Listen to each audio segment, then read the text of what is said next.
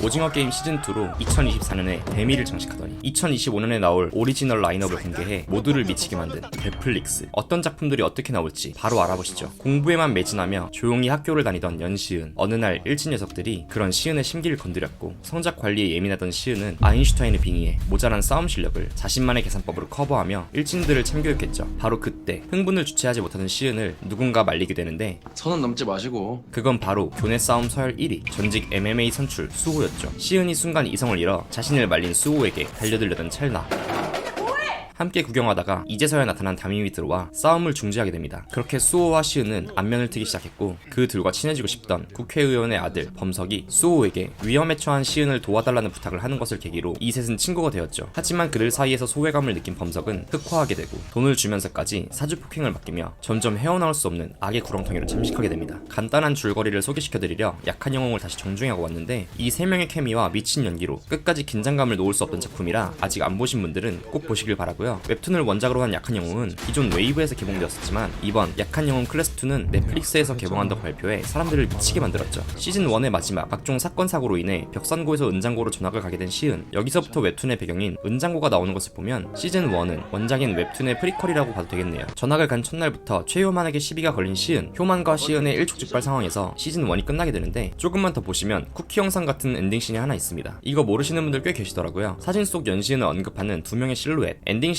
나오는 손등의 문신으로 보아 웹툰을 보신 분들은 나백진이라는 거 다 눈치채셨겠죠? 웹툰에선 영등포 연합의 수장이자 연시은이 상대해야 하는 최종 보스인 나백진. 과연 은장고를 전학간 연시은은 또 어떤 사건들을 겪으며 나백진과의 대립까지 보여줄지 너무 기대가 되는 작품이고요. 약한 영웅 클래스2는 올해 하반기 공개 예정이라고 합니다. 약한 영웅 클래스2. 이번에도 웹툰 원작의 작품이죠. 예고편의 공개로 남자들의 랄부를 떨리게 만든 광장. 불알이 확 쪼그라들었다고. 15년 전 여의도 국회의사당 광장 앞 서울의 패권을 다투는 싸움에서 살아남은 두 조직, 봉산과 주운. 전국을 평정했던 전설의 주먹이자 봉산이라는 조직에서 전대 회장을 모시고 있는 기준은 자신의 동생 기석이 봉산의 경쟁 조직인 주운의 행동대장으로 들어가자 아킬레스건 한쪽을 자르고 조직을 탈퇴하게 되는데, 그로부터 15년 후 식당에 주류 배달을 하며 평범한 삶을 이어오고 있던 기준은 자신과 다르게 아직까지 주운의 중간 보스로 활동하고 있는 동생 기석이 갑작스럽게 죽었다는 소식을 듣게 됩니다. 그렇게 기준은 동생의 죽음으로 깊은 슬픔에 빠지지만 곧 복수를 결심하게 되고, 동생의 죽음에 얽힌 진실을 파헤치기 위해 다시 한번 어두운 세계로 발을 들이게 되는데, 과연 기준은 동생의 복수를 위해 어디까지 파고들지, 그리고 그 과정에서 어떤 진실이 드러날까요? 소지섭, 이범수, 허준호, 안길강 주연의 광장. 작중 배경이 여의도 국회의사당 광장 앞이라는 특이한 설정으로 더욱 주목이 되고 있는데요. 서울에 난립하던 조직들의 서열을 정리하고 관리하기 위해 이들과의 유착이 있는 정부 관계자들이 제공해준 판인 광장에서 각 조직의 선수들을 내보내며 패권을 다투던 두 조직이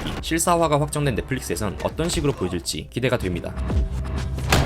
청부살인회사 MK 엔터테인먼트의 전설적인 A급 킬러 길복순. 그녀는 업계 최고의 암살자로 인정받고 있지만 사춘기 딸을 키우는 싱글맘으로서 은퇴를 결심하게 되는데요. 그녀에게 맡겨진 마지막 의뢰를 앞두고 MK 엔터테인먼트와 갈등을 빚게 되며 모든 킬러의 타깃이 됩니다. 그렇게 MK의 수장인 차민규가 길복순에 의해 처단당하고, 차민규라는 수장을 잃은 MK의 사건으로 인해 사기청부 업계의 모든 룰이 무너지죠. 긴 휴가를 보내고 온 또 다른 MK 소속 A급 킬러 사마귀는 무너진 MK를 떠나 다른 동료들과 청부 업계의 1인자가 되기 위해 새로운 기회를 도모하게 되는데, 현역에서 은퇴한 지 오래지만 MK의 전 수장 차민규의 대표 자리를 차지한 MK의 계곡공신이자 사마귀 스승이 독구와 1인자의 자리를 놓고 벌어지는 대결을 그린 길복순의 스피노프작 사마귀. 임시완, 박규영, 조우진 배우 주연의 사마귀는 올해 3분기 공개 예정이며, 호불호가 갈리던 길복순의 내용을 다시 한번 살릴 수 있을지 기대가 됩니다. 내 집 마련이 평생 소원인 30대 직장인 우성. 집을 마련하기 위해 적금, 주식, 대출, 그리고 엄마의 마늘밭까지, 말 그대로 영혼까지 끌어모아 84제곱미터의 아파트를 장만했죠. 그렇게 소원을 이뤄냈지만 현실적으로 감당하기 어려운 고금리 대출 이자의 굴레 속에 고군분투하게 되는데, 어느 날부턴가 매일 밤마다 이어지는 정체불명의 층간소음으로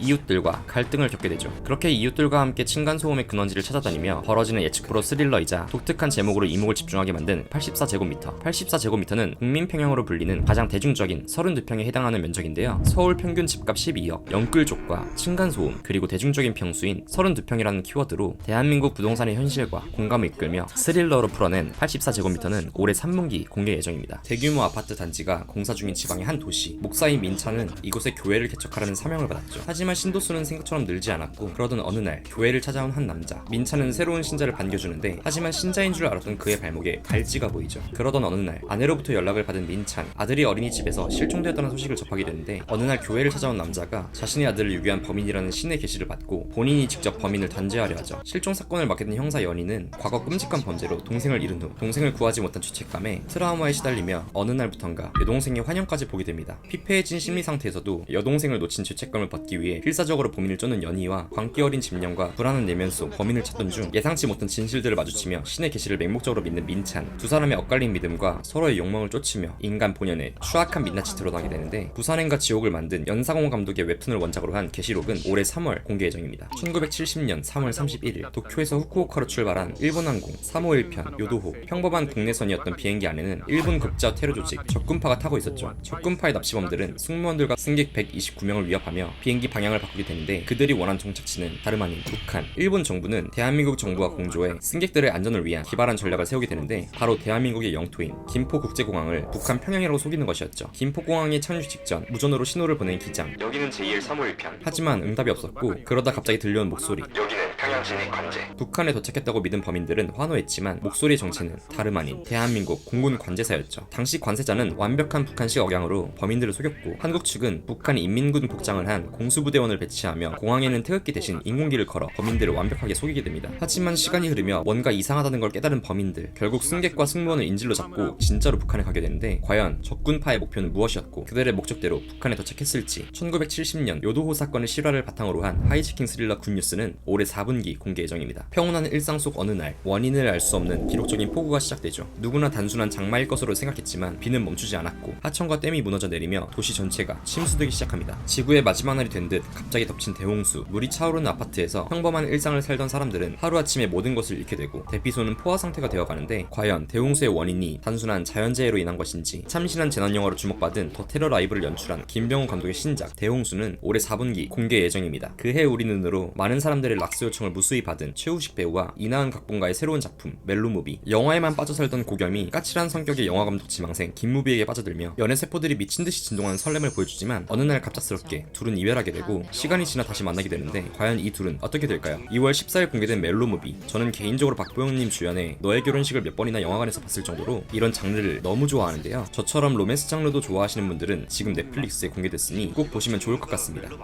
넷플릭스 오리지널은 아니지만 너무 기다려왔던 작품이라 소개드리려는 이 작품, 언젠가는 슬기로울 전공의 생활. 슬기로운 의사생활의 스피노프작인데요. 스리생이 너무 많은 사랑을 받았고 본작에서도 전공의 얘기가 종종 나와 이번 작품도 매우 기대가 되는 작품인데요. 작년 초 전공의 파업과 방영 소식이 겹쳐 논란에 휩싸이며 방송 시기가 미뤄졌었죠. 이후 TVN에선 올해 4월 12일 방송 예정이라고 하며 넷플릭스와 티빙에서 보실 수 있다고 합니다. 상금 456억과 함께 우승자가 된 성기훈은 주변 사람들의 죽음과 오징어 게임의 진실을 파헤치기 위해 자신의 의지로 다시 한번 게임에 참가하게 되었고, 시즌2에선 타노스만 기억에 남았지만 게임 참가자들과 함께 반란을 일으켜 프론트맨의 근처까지 다 와가는 듯 했으나, 오징어 게임의 1번 남자 오일남의 뒤를 이은 오징어 01번 오영일의 배신으로 반란은 실패하게 되죠. 그렇게 시즌3가 예고되었고, 시즌3 티저가 공개됐을 때 경정에 의해 끌려오는 214번, 검은 머리로 보이는 214번은 시즌2 3화 1라운드 무궁화꽃이 피었습니다에서 움직여 사망했고, 게임 종료 직후 생존자 현황에 214번이 꺼져 있는 것으로 보아 탈락한 것으로 보이는데요. 과연 티저에 공개된 214번이 시즌3 내용에도 영향을 미칠지 기추가 주목됩니다. 시즌2에 나왔던 출연진들의 얘기를 해볼까요? 민수 역을 맡은 이다윗 배우. 시즌2 공개 당시 구글에서 오징어 게임 시즌1을 검색하면 출연자 목록에 이다윗님이 VIP3 역으로 나와 민수가 게임에 숨어들어온 VIP가 아니냐는 추측이 생겼었죠. 시즌1에서 VIP3 역할을 맡은 배우는 이다윗 배우와 영어 이름이 동일한 중국계 배우 데이비드 리가 단역으로 출연해 이런 해프닝이 생긴 것이었습니다. 참가자가 아닌 병정으로 참여한 박규영 배우. 박규영님은 게임에 참가한 이진욱님을 발견하고 알고 있는 상황이죠. 그러나 게임에서 이진욱님이 맡은 246번은 반란에 가담하여 총을 맞고 탈락하게 됐지만, 병정을 비추는 카메라 구도로 생사 여부는 확실시 되지 않았죠. 그리고 총을 쏜 병정은 세모, 박규영님이 맡은 노을의 가면도 세모. 그렇기 때문에 이진욱님을 죽이지 않고 몰래 살려 병정으로 위장시키지 않을까 합니다. 섬만 찾다 끝난 준호 역의 위하준 배우. 시즌3엔 섬을 찾아 형을 만날 수 있겠죠? 그리고 선장 역의 오덜스 배우가 드론 조종사를 죽여 큰 충격을 주었는데요. 도대체 어떤 역할일까 너무 궁금합니다. 시즌3에선 기훈이 형과 프론트맨의 본격적인 충돌은 어떻게 일어날지. 오징어 게임 3는 6월 27일 공개 예정입니다.